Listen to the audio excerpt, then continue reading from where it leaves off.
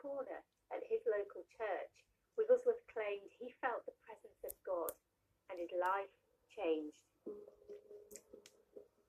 He said his chronic speech impediment vanished and he became a minister, setting up the Bowland Street mission in Bradford in 1884. Here, he built his reputation as a firebrand preacher.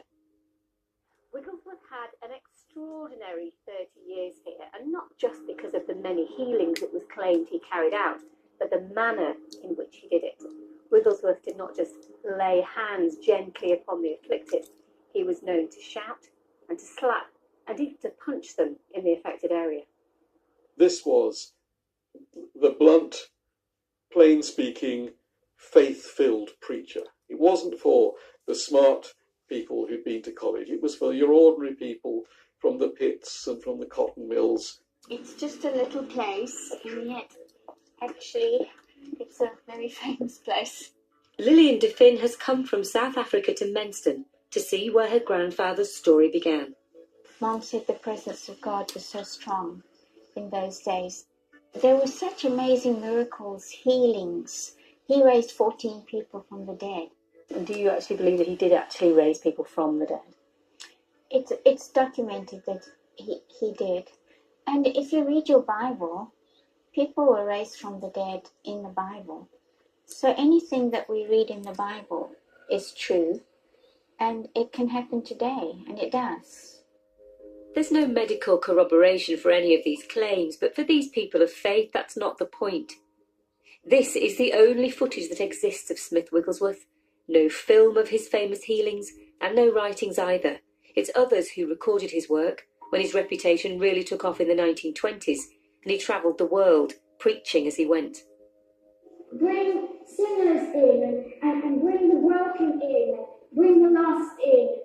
Today, Lillian is guest preacher at Wigglesworth's Bowland Street mission. It's now a busy church once more, newly opened with a faithful and growing congregation, just as in its heyday over 100 years ago.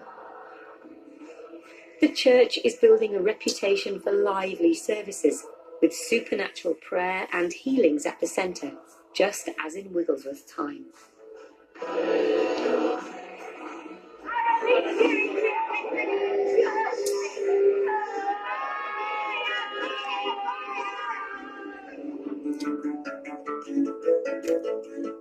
Today, Wigglesworth is a household name in Pentecostal circles across the globe. Right, so we're going up to Ilkley, which is a place where Smith Wigglesworth used to play as a boy and he used to pray as a man.